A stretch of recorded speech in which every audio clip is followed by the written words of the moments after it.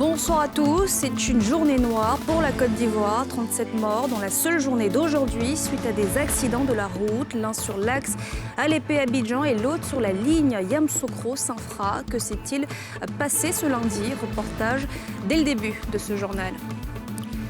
Dimanche, la Côte d'Ivoire célèbre ses 62 ans. À cette occasion, le président prononcera son traditionnel discours. Qu'attendent les Ivoiriens de cette adresse ce soir?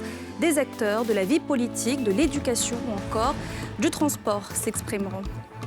Et puis, robinet sec à Yopougon-Jesco, une situation difficile pour les habitants de ce quartier, leur quotidien et leur cri de cœur à suivre dans quelques instants. L'accès à l'eau potable pour tous, un vrai défi pour l'État de Côte d'Ivoire. Dans le quartier de Jesco à Yopougon, les populations souffrent d'un manque terrible d'eau. Depuis plusieurs mois, ce liquide ne coule plus dans les robinets, et ce malgré la présence de compteurs d'eau. Leur difficile quotidien et le cri de cœur au gouvernement dans ce reportage de Mardoché Kwasi et Tanguy Conan. Jesco, Pays-Bas, dans la commune de Yopougon. Dans ce sous-quartier de plus de 500 âmes, l'eau courante est devenue une denrée très rare. Mon fils, vraiment, les problèmes d'eau sont cruciaux. C'est des problèmes très très graves.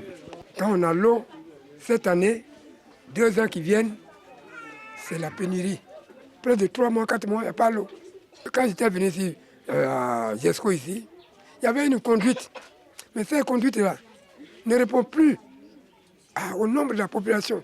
Malgré la présence du compteur d'eau dans les ménages, aucune goutte d'eau ne coule dans les robinets. Les agents de la société de distribution d'eau n'osent même plus s'y aventurer depuis plusieurs mois. Depuis que ces compteurs sont installés, ça fait plus d'1 an, on n'a pas l'eau. L'eau ne vient même pas dedans. Avant, ça venait vers les 1h, 2h du matin, on prenait l'eau. Mais maintenant, là, c'est coupé totalement, même on n'a même plus d'eau. C'est nous-mêmes qui avons dit que comme ils ne viennent pas, peut-être la facture va gonfler comme ça, il faut qu'on aille là-bas. Moi-même, je suis allé avec la facture. Ils m'ont fait payer 6 500 et quelques francs. Depuis ce jour-là, ils ne viennent même pas contrôler. Pour aider les populations à faire face à cette sécheresse dans les robinets, quelques particuliers ont construit des forages où viennent se ravitailler les femmes du quartier. Mais les nombreuses coupures d'électricité mettent ces forages hors d'usage, empirant ainsi la situation. C'est le constat amer que fait ce groupe de femmes venues se ravitailler.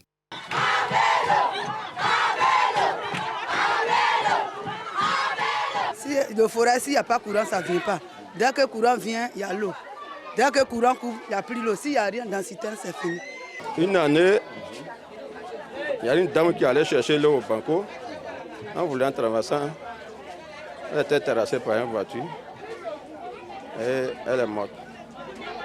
Cette idée-là est venue, bon, il va faire au moins un forage ici pour aider les populations de Jesco. C'est cette idée-là est venue qu'il a fait cette forage. Une situation qui n'est pas sans désagrément pour ces populations qui attendent désespérément que l'eau recommence à couler dans leur robinet. Maman, je vends nourriture, il n'y a pas l'eau pour vendre. Donc on souffre, aidez-nous, pardonnez. L'eau ne vient même pas dans la maison. Et notre papa qui est là, on le nomme le vieux gourou, qui a eu la sagesse de nous envoyer un forage. Mais le forage tire sa puissance vers le courant. Donc quand le courant se coupe, c'est très difficile pour nous. On est obligé soit d'aller puiser l'eau au bonco. L'eau aussi, quand on puise là-bas, là, c'est pas potable. Souvent, tu vois la couleur sonnante, mais tu vas faire comment? Tu es obligé. C'était la pluie qui nous sauvait à cause de la saison de pluie. Mais franchement, des pluies ne peut pas. C'est très difficile pour nous. Ici, on vit comme au campement. On vit comme chose. Avant-hier, comme ça, on se lève chaque 4 heures. On s'en va, les braqueurs, ils nous suivent. On est là, on n'a pas l'eau. Tous les 4 heures, ça fait 2e que je prends. Quand je prends 4 mois, je suis tombé, il y avait fausse couche. Donc, en tout cas, que l'État nous aide. Que l'État nous vienne en nous aide parce qu'il n'y a pas l'eau. J'ai fait 3 jours sans me laver. 3 jours sans me laver avec les enfants. Comment faire pour manger? C'est le papa qui est ici, il nous donne. Mais voilà ça aujourd'hui, il n'y a pas de courant. Donc, on a besoin de courant et l'eau dans nos quartiers. Dernier recours pour ces braves dames, la rivière du Banco. Ici, peu importe la qualité de l'eau, l'essentiel, c'est de pouvoir en trouver, ne serait-ce que pour la lessive, la vaisselle ou la toilette quotidienne. Nos enfants, nos femmes sont obligés d'aller au marigot là, on appelle Banco. Vous allez voir tout de suite, ils sont allés chercher de l'eau au Banco là-bas. Présentement, actuellement, même les femmes vont jusqu'au Banco. Au Banco, loin là-bas pour chercher l'eau. Oh, ce n'est pas prudent. Des fois, il y a un fou qui était là-bas, il a agressé une femme là plusieurs fois. Donc on a des problèmes comme ça. Souvent, on a oublié d'aller au banco pour chercher l'eau. L'eau là, c'est pas propre. On ne peut pas laver les enfants instant. Moi, comme ça, là, il y a nouveau-né de 3 mois. L'eau des bancos, là, je ne peux pas prendre pour les laver. En attendant le retour de l'eau dans les robinets, les populations s'en remettent au ciel et aux autorités. Chaque pluie est pour eux une source de grand soulagement. La route continue de faire des victimes en Côte d'Ivoire après la mort ce week-end de 3 jeunes filles dans un accident à Tibissou. C'est 2 autres drames qui ont frappé les routes ivoiriennes ce lundi. Au total, 37 personnes sont mortes. Les faits sur cette effroyable journée dans ce reportage de Timé Dongé et Mathieu Rimbadé. Journée noire sur 2 axes routiers du pays. Premier théâtre, l'axe Abidjan à l'Épée. Sont impliqués dans le drame sur cette route un camion remorque et un minicar de transport Massa, réduit en épave. Sur les lieux, des restes envolés de part et d'autre de la voie attestent de la gravité du choc à différents endroits des lieux. Sur place, les engins s'affairent difficilement à rétablir le trafic. Il faut se résoudre à s'y mettre à 2 pour sortir le camion couché dans le ravin. Aux côtés des services de secours et de sécurité accourus, le sous-préfet de Brofo-Doumé, un des villages rattachés, Atiekwa, compte 20 habitants parmi les victimes décédées. Alors que nous étions en réunion de sensibilisation sur la couverture maladie universelle, nous avons appris la douloureuse et triste nouvelle de l'accident qui a eu lieu ici à Djibi Village. Malheureusement, nous déplorons 21 personnes tuées et 5 blessés. C'est vrai que l'accident a eu lieu à Djibi Village, qui ne relève pas de notre sous-préfecture, mais 20 personnes mortes viennent du village d'Atiekwa, de notre sous-préfecture. Et cela nous affecte énormément. Et c'est le lieu pour moi de lancer un appel aux conducteurs pour les engager au strict respect des règles de conduite et du code de la route. Sur le théâtre, les supputations vont bon train. Chacun y va de ses commentaires. Tout le temps, les génies la réclament des trucs. C'est ça, il y a eu un accident ici. Comment en est-on arrivé là? Sur les lieux, au moment des faits, des témoins se prononcent. J'étais au garage, j'étais venu essayer ma voiture, sur la porte.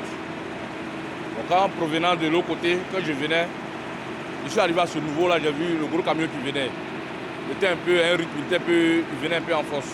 Donc je me suis serré un peu sur le côté, je l'ai dépassé. Au deuxième poteau, là, quand je suis arrivé là, il y a un gros bruit derrière. Derrière, j'ai vu les gens. Vous n'avez pas vu l'homme, j'ai vu comme les personnes, c'est les bagages qui sautaient. Donc j'ai garé la voiture, j'ai serré, puis je suis couru, je suis venu vers l'action qui s'est passée. Quand je suis arrivé, j'ai vu le camion, le gros camion était dans le trou, mais le coin était rempli de cadavres, les gens étaient morts, couchés. Les corps habillés qui étaient au corridor là sont venus rapidement en renfort. Ils ont commencé à appeler les sapeurs-pompiers. En attendant les enquêtes pour situer les responsabilités, 4 escapés au pronostic vital engagé, évacués au CHU d'Angré et de Cocody, luttent avec la grande faucheuse qui a frappé sur le deuxième théâtre, celui de l'axe Yamoussoukro-Sinfra. Là encore, des victimes décédées, 16 au total, suite à un autre accident de la circulation. En cause, un minicar Massa, véhicule qui s'est retrouvé dans le décor après une sortie de route en lien avec une crevaison de roue, portant ainsi à 37 le nombre de tués sur 2 routes du pays en une seule journée. L'actualité, c'est aussi la FESIC qui a tenu ce lundi un point de presse. À quelques semaines de la rentrée scolaire et estudiantine, la fédération dénonce des dysfonctionnements dans le système éducatif. Les précisions de Mithilène Légré et Fulgence Kissiedou. Simplice est étudiant en Master 1 de physique à l'université Félix Houphouët-Boigny de Cocody. Pour se rendre au cours, il est confronté à l'épineux problème d'inaccessibilité à cause de la longue distance qui sépare l'université et les arrêts de bus. Moi, je suis à Koumassi. Donc quand je viens, on me dépose soit à l'école de police ou bien on me dépose à l'INSAC. Je suis obligé de marcher pour rentrer à l'université. À chaque fois, je suis obligé d'arriver en retard. Comme lui, plusieurs autres étudiants font face à ces réalités. Pendant la saison pluvieuse, vu que le quai est très éloigné du campus, ça nous fatigue lamentablement, franchement, on dit ça nous fatigue. On marche beaucoup et parfois on est trempé de la tête aux pieds. Or, quand on vient faire le cours, on est quasiment dans les frayons. Et dans les salles de cours aussi, il y a des inondations qui nous trouvent en plein coup. C'est pour dénoncer ces conditions laborieuses que les leaders des collectifs estudiantins et scolaires de Côte d'Ivoire ont tenu une conférence de presse pour interpeller les autorités compétentes. Le ministère a produit une communication où 19 000 seulement seront admis dans les universités publiques. Alors, notre inquiétude se trouve à quel niveau? Est-ce un système de privatisation, de droit à la formation après le bac de la majorité des étudiants ivoiriens ou bien des futurs étudiants ivoiriens? Les textes sont bafoués. Vous prenez l'orientation, comme il a dit tout à l'heure, comme une université dont le décret dit que ce n'est pas une université thématique. Ben, les textes n'ont pas changé et on supprime des filières. Bon. Depuis 2012 jusqu'à aujourd'hui, aucun étudiant n'a reçu une carte dans les grandes écoles, une carte multiservice. L'État de Côte d'Ivoire doit aux étudiants des grandes écoles. Parce que logiquement, on doit pouvoir reverser cet argent-là. Soit, je veux dire, trouver une formule pour pouvoir retourner cet argent aux étudiants. Un grand meeting est annoncé ce mercredi pour dévoiler leurs recommandations en vue d'une amélioration des conditions scolaires et universitaires. Dimanche, la Côte d'Ivoire aura 62 ans. À cette occasion, le chef de l'État prononcera son traditionnel discours samedi soir. Toute la semaine, on vous propose qu'attendent les Ivoiriens de cette adresse. Et ce soir, ce sont des acteurs de l'éducation, du transport ou encore de l'UDPC qui s'expriment au micro de Salif Yadekoué et Harouna Zebar. Le dimanche 7 août prochain marquera les 62 ans d'indépendance de la Côte d'Ivoire. Les festivités officielles se tiendront à Yamoussoukro, la capitale politique ivoirienne. Sont annoncés aux côtés du chef de l'État, Alassane Ouattara, pour assister au défilé militaire ses prédécesseurs, Henri Konan Bédié et Laurent Gbagbo. Comme à l'accoutumée, cette célébration officielle est précédée d'un discours à la nation du chef de l'État. Occasion pour le chef de l'exécutif ivoirien d'aborder plusieurs questions d'actualité, d'annoncer d'importantes décisions, notamment la libération de prisonniers. À la veille de cette célébration, quelles sont les attentes des Ivoiriens? Au niveau de la rémunération, les salaires des enseignants du privé, voilà. Il n'y a aucun suivi. Les enseignants, le personnel de l'enseignement privé est payé à la tête du client, si je peux parler ainsi. C'est-à-dire quoi? Lorsque on nous confie ces élèves-là, l'État paye les subventions. L'État paye les subventions. Alors ces subventions que l'État paye là, c'est pour mieux encadrer les enfants, mieux faire l'apprentissage, mieux apprendre aux enfants qui seront les cadres de demain. Mais lorsque les subventions arrivent, alors nous sommes livrés à la merci des fondateurs. Dans le secteur du transport, le renouvellement du parc automobile, le retour du racket sur nos routes, la question des péages suscite des observations. De fortes décisions sont attendues. Le premier souhait, c'est de vraiment bitumer la gare routière d'Adjamé, qui est la gare internationale de Côte d'Ivoire. Sujet qui est brûlant de l'actualité, c'est le péage de Grand Bassam. Nous n'avons pas compris pourquoi est-ce que les prix ont été fixés sans au préalable une concertation avec ceux qui utilisent plus le péage, c'est nous les acteurs du transport. On n'a pas été considérés et nous pouvons que nous adresser à notre président, notre papa à tous. Il faut que le racket soit combattu. Du côté des politiques, l'on attend également beaucoup du discours d'Alassane Ouattara. Nous sortons d'un dialogue politique où des résolutions fermes ont été prises. Le souhait de tout Ivoirien aujourd'hui, pour que la Côte d'Ivoire ne tombe pas dans le cercle de ce qui nous entoure, que la Côte d'Ivoire, que le chef de l'État puisse humblement appliquer totalement et intégralement ce qui a été arrêté au dialogue politique pour amener la paix et la cohésion. Ensuite, vous avez vu que l'Ivoirien lambda aujourd'hui se plaint de la cherté de la vie. Il faut évidemment qu'à l'occasion de véritablement ces 62 ans d'indépendance, que le chef de l'État prenne sur lui la responsabilité de prononcer un discours avec des actes concrets qui ramènent véritablement la joie de la localité des Ivoiriens. Rendez-vous le samedi soir pour ce discours solennel tant attendu dans lequel le président de la République fera de grandes annonces. Et puis que savent les jeunes Ivoiriens du 7 août? Connaissent-ils l'histoire derrière cette date historique pour la Côte d'Ivoire? Les réponses dans ce reportage de Nadja Eidjar et Kimo Eric. Dans quelques jours, la Côte d'Ivoire commémore ses 62 ans d'indépendance. Un grand jour pour le pays, mais pour les jeunes et enfants, que signifie la fête nationale? L'indépendance de la Côte d'Ivoire a été créée le 7 août 1960. La Côte d'Ivoire, c'est un nom de plus pour ajouter là-dessus. Ça cause tout le monde ils ont fêté l'indépendance de la Côte d'Ivoire. C'est une fête des Ivoiriens. C'est Saint-Maurice Touré qui a vendu la Côte d'Ivoire aux Européens. Et ils ont pris nos frères, nos ancêtres pour les faire des esclaves. pour la vente d'esclaves. La Côte d'Ivoire a reçu l'indépendance le 7 août 1960 et aussi on fête l'indépendance chaque année. Le 7 août, ça sera le 62e anniversaire de la Côte d'Ivoire. Je sais que c'est le 7 août 1960 que la Côte d'Ivoire a été déclarée libre, qu'on a pu se prendre en charge. Après la colonisation, l'indépendance a été créée le 7 août 1960 pour arrêter l'esclavage, pour faire la paix. La Côte d'Ivoire a été colonisée par les Français en 1893 et est devenue indépendante en 1960 avec pour premier président Félix Houphouët-Boigny. Pour eux, ce moment rime aussi avec festivité.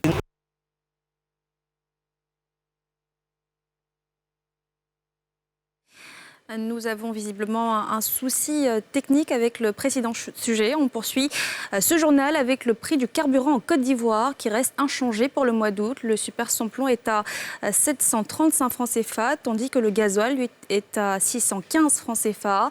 Un des prix les plus bas dans la sous-région, comme nous le montre cet élément de Nadja Eja. En Côte d'Ivoire, sur la période du 1er au 31 août, le prix des produits pétroliers à la pompe a été fixé à 735 francs CFA pour le super et 615 francs CFA pour le gasoil, des prix relativement bas comparés à ceux de la sous-région. Au Mali, par exemple, le super sans plomb est servi à 870 francs CFA dans les stations-service, tandis que le gasoil est à 850 francs CFA. Au Sénégal, on enregistre un prix de 890 francs CFA pour l'essence et 650 francs CFA pour le gasoil. Même constat à la hausse pour la Guinée et le Ghana. Dans le premier pays, le carburant est commercialisé à 12 000 francs guinéens, équivalent à 923 francs CFA. Tandis qu'au Ghana, le prix du litre de carburant oscille entre 10 et 13 Ghana Cedis, soit environ 900 francs CFA. Le Burkina Faso, lui, affiche l'un des prix les plus bas pour le super avec un coût de 715 francs CFA le litre, soit 20 francs de moins que la Côte d'Ivoire. Toutefois, le prix du gasoil reste plus élevé dans l'ancienne Haute-Volta avec 645 francs CFA contre 615 francs CFA en Côte d'Ivoire. Notons que la récente flambée des prix des produits pétroliers s'explique entre autres par la crise en Ukraine. Pour contenir cette augmentation du prix des produits pétroliers, le gouvernement ivoirien subventionne à hauteur de 383 francs CFA et 517 francs CFA respectivement chaque litre de super et de gasoil acheté en station. Les Abidjanais sont de plus en plus sportifs dans les rues ou dans les salles de sport. Ils sont de plus en plus nombreux. Pourquoi cet intérêt grandissant pour le sport? C'est ce que Nadja Eja, Kimouerik et Tanguy Conan ont tenté de comprendre. Reportage. Jean-Michel Yokoli est ingénieur informaticien. Après sa journée de travail, il se met en route pour l'université de Cocody où il pratique le sport. Un rituel qu'il effectue en compagnie de son cousin 3 fois par semaine. On se donne rendez-vous tous les lundis, mercredis et vendredis. Bon, on faisait le sport de manière solitaire. On a trouvé bon de faire ça ensemble pour s'encourager l'un et l'autre. On s'encourage les uns les autres et puis on pousse nos limites au-delà de nos forces. Pour ces deux frères, le sport s'est presque imposé comme une alternative salutaire face à la maladie. L'idée du sport, c'était un besoin. Il y a un problème de santé. Et on m'a conseillé de faire du sport. Donc j'ai commencé un tout petit peu. C'est les premiers moments qui sont un peu durs. Après, quand tu rates une séance, tu as l'impression que tu ne te sens pas. Tu as l'envie d'aller faire quelque chose, de suivre un peu. Et après, ça te permet de... Comme Elvis, de plus en plus d'Ivoiriens s'intéressent au sport. Marche, footing ou vélo, les choix de disciplines sont divers et variés. Dans cette fédération, par exemple, on se réunit une fois par mois pour une séance de randonnée pédestre. Le type de sport que nous faisons, il n'y a pas de vieux, il n'y a pas de vieilles, il n'y a pas d'enfants, il y a tout le monde. C'est la marche, les étirements, fitness. Tout le monde se retrouve. Aujourd'hui, partout où vous passez, vous allez voir que vraiment tout le monde fait le sport à sa manière. Il y a les vieilles personnes qui marchent, les jeunes qui font leurs étirements. Enfin, c'est comme ça partout. En plus d'être un moment de rassemblement contribuant à l'amélioration de la condition physique, le sport peut parfois servir de prétexte pour des découvertes. Chaque dimanche, ces cyclistes pédalent dans les périphéries d'Abidjan et allient santé et tourisme. D'abord, nous aimons le vélo, mais nous souhaitons également faire du tourisme. Donc, c'est allier le tourisme au vélo. Le vélo nous permet de développer certaines facultés, particulièrement le rythme cardiaque. Dans cette expansion du sport, les salles de gym et fitness ne sont pas en reste. Avec ses machines de dernière génération, ce centre voit sa clientèle s'agrandir chaque jour. Les différents types de sports qu'on peut pratiquer ici, vous avez la musculation. La musculation, c'est on soulève les charges, tout ça. Le deuxième type, vous avez la cardio. La cardio, lorsque vous courez beaucoup et vous sollicitez plus votre rythme cardiaque. Et il y a certaines personnes qui viennent faire le sport pour pouvoir perdre du ventre, maigrir, perdre du poids. Une situation qui profite aux boutiques de vente de vêtements et d'équipements sportifs. Ils sont très passionnés par le fitness. Que ce soit des deux côtés, les hommes ou les femmes, ils sont vraiment passionnés par le fitness. Et nous, c'est un plaisir pour nous de les accompagner à bien mener leur sport qu'ils aiment pratiquer. Un maximum de personnes viennent pour conquérir les équipements qu'il faut pour pratiquer ce sport. Et quant à l'équipement adapté, ça te permet de te sentir dans ce sport, ça te permet d'être mieux à l'aise. Je suis venu acheter cet élément-là pour mon poignet parce que je ressens des douleurs après un mouvement brusque. On dit presque tout ce qu'on mange est chimique. Donc mieux vaut faire un peu de sport pour pouvoir transpirer. Ici, on a même adopté, en plus des 3 boutiques existantes, le e-commerce, avec des stratégies de communication adaptées pour chaque période. Le service e-commerce est là pour faciliter l'accès à tous ceux qui sont passionnés de sport, mais qui se trouvent dans des zones reculées à Abidjan ou en Côte d'Ivoire. Vous voyez, par exemple, on est dans la période des vacances et on a développé des concepts dans le but de satisfaire les enfants qui pratiquent le sport. Afin de tirer le meilleur profit de l'activité sportive, l'Organisation mondiale de la santé recommande pour les personnes âgées de 18 à 64 ans au minimum 150 minutes de pratique par semaine, avec une intensité modérée. Cela fait 20 ans que le docteur Bala Keïta, ex-secrétaire général de l'UDPCI, a été retrouvé et assassiné au Burkina Faso. En ce jour commémoratif de sa disparition, les membres de son parti se sont rappelés de l'homme politique et d'engagement qu'il était, appelant aussi à ce que toute la lumière soit faite sur la mort de ce grand serviteur de la nation. Salif Yadekoué, Harouna Zeba. 1er août 2002, 1er août 2022. Voilà exactement 20 ans que Bala Keïta, ex-ministre en charge de l'enseignement supérieur, de la recherche scientifique, de l'enseignement primaire, de l'enseignement secondaire dans divers gouvernements du premier président de la Côte d'Ivoire moderne, a été retrouvé assassiné à Ouagadougou, au Burkina Faso, un mois avant le déclenchement de la crise militaro-politique qui a secoué la Côte d'Ivoire. 20 ans après, les responsables de l'UDPCI, l'Union pour la démocratie et la paix, parti dont il fut un membre fondateur aux côtés de feu le général Robert Guéhi et le premier secrétaire général, se souviennent de l'homme. Bala, pour moi, est un modèle. Un homme de conviction, un homme loyal, mais un homme multidimensionnel. Car Bala étant, sa formation étant docteur vétérinaire, Bala est plus que littéraire, est plus que poète. Parce que tous ces messages, dans la vie, quand tu évolues, tu t'en rends compte que ce que Bala disait, ce n'est que des proses de vie qu'il donnait.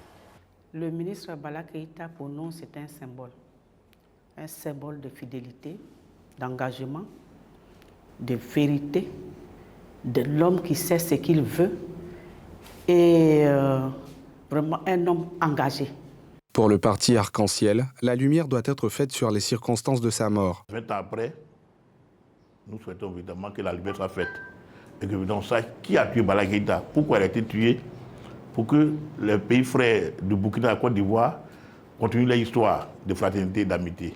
Titulaire d'un baccalauréat de mathématiques élémentaires obtenu à Paris, Dr Bala Keïta fit des études à la faculté de médecine vétérinaire à l'université Justus Liebig de Gießen en Allemagne en 1965. En 1973, il obtient son diplôme de doctorat, puis retourne en Côte d'Ivoire et exerce la fonction de chef d'inspection vétérinaire dans plusieurs localités du pays. Et voilà, c'est la fin de ce journal. Merci de l'avoir suivi. On se retrouve demain, même heure. Excellente soirée à tous.